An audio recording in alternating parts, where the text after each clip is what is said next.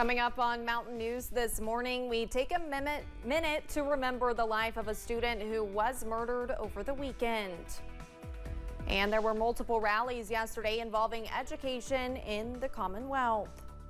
Dedicated to Eastern and Southern Kentucky, this is WYMT Mountain News this morning. Good morning, I'm Olivia Calfee. The time is 6 a.m. on Wednesday, February 28th. Now let's send it over to meteorologist Tim Drawbridge for a look at your forecast this morning. And good morning, Olivia. The northern portion of our viewing area very active right now. Moorhead back as you make your way toward Woodford and Lexington. A look at the radar in just a moment. Get you caught up to speed if you're just waking up. Tornado watch posted about 2 hours ago. Will be in effect until 10 a.m. for most of eastern, all of southern Kentucky. Wind advisory remains in effect until 4 o'clock this afternoon. Most intense wind opportunity is over the next 3, maybe 4 hours. We'll keep that gusty nature of the wind on the higher side as we hit through the afternoon. Yes, the tornado watch means the opportunity with the profile of the atmosphere for a quick spin-up tornado or two. Warm start to the day, as you can see. Maybe a couple of showers between Harlan and Norton right now. But the main thing going on with the ball game here is our northern counties. And look at how things are flowing west-southwest to the east-northeast. It's, again, up toward Moorhead, the point of concern. And look here, along 64, Mount Sterling arcing up right through here, 60 and 64. As I go ahead and put the warning on, tornado possible, but again, it is issued as a thunderstorm warning. Bath, Fleming, Menifee, Montgomery, and parts of Rowan County. The threat is considerable with winds to 70 miles per hour, but I want to look here, this aspect, what we call storm shear, the ability for the atmosphere to detect, at least with the radar, some rotation or the potential here also for some wind damage, and it's right here just north of 64, north of Mount Sterling. We get to keep an eye on things 64 and 60 tracking toward Moorhead. More about the radar and the 7-day forecast coming up in just a few moments. Olivia? All right, Tim, thank you.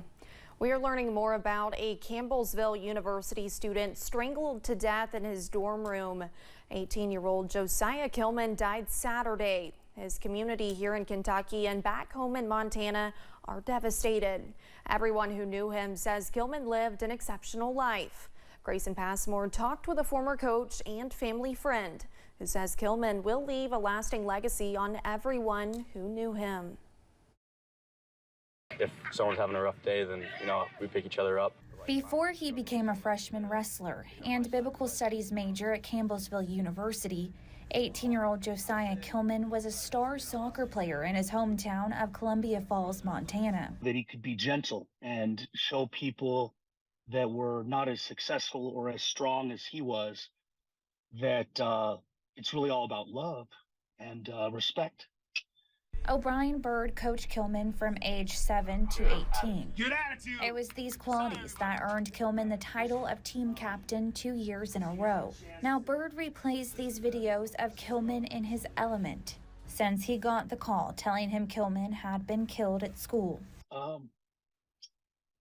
It was a hard conversation to have with my son and all of his friends on the team, and it's hard to understand. Kilman was a role model who led the team on the field and in their faith. He always would seem to understand when younger eyes were on him, I guess, and know that he was being looked up to. So now his community will rally together, just like Kilman would have wanted. And be there and love on him and support him and talk about Josiah. And that he's able to walk with us every day now, He's able to be with us, so. And he will be. We're just like a brotherhood here, so we all help each other out. Grayson Passmore, WKYT. Police arrested 21-year-old Charles Escalera and charged him with Kilman's death. We are told both Kilman and Escalera were on the school's wrestling team. Escalera was arraigned Monday morning, where a $2 million cash bond was set.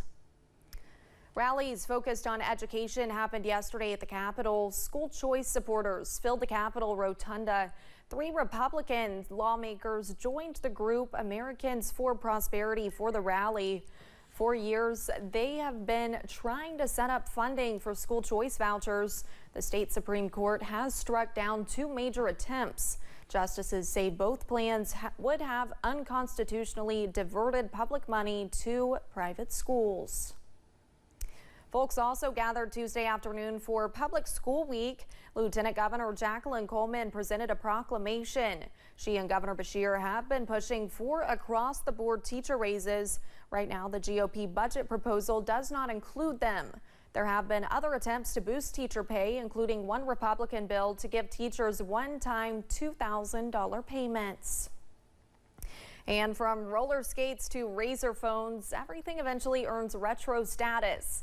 And yesterday on National Retro Day, one of the things most popular has music lovers scratching. WYMT's Buddy Forbes visited Mountain Music Exchange in Pike County to hear the hype behind vinyl records. That's a great album too. So many cool records. The sound of spinning is spreading. You can hear the difference.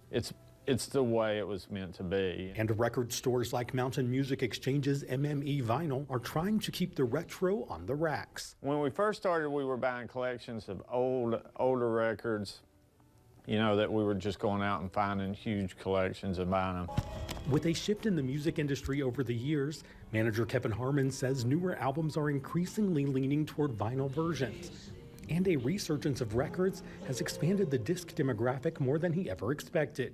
It's very cool to see a kid coming in and buying a new record, and you know, you get to open it up and you got that smell of a new record, and it's a cool thing. You get the artwork. It's a piece of art along with music too. The store even created a vinyl exchange program to keep the sleeves shuffling from ear to ear. Bring a few in and get something new that you haven't heard, and yeah, keep that train rolling, then somebody else gets those records. And though Harmon never saw it coming, weird music, and I love it. I love it so much.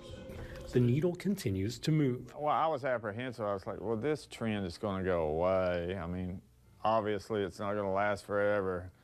And then here we are so many years later. Toward a retro renaissance for the record books. In Pike County, Buddy Forbes, WYMT Mountain News.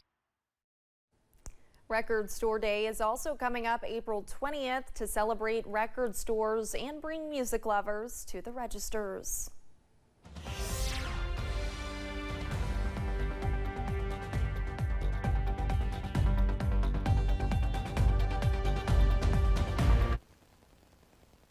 And we're looking at the pinpoint Doppler radar very closely here. Let me put my glasses off to the side. And you have to, on days like this, look for basically needles in a haystack. All the action here is up as you make way and coming into Moorhead. New warning just got issued. Let me show you first what I've prepared, and then we'll catch the new warning, because obviously by the colors here, it is a thunderstorm warning. And the warning, since this action has been coming out of Lexington. Keep in mind, this is a complex that has a history of producing hail and significant gusts up to about 55 and 60 miles per hour from south of Louisville toward Elizabethtown. Thunderstorm warning, tornado possible, gusts to 70 miles per hour.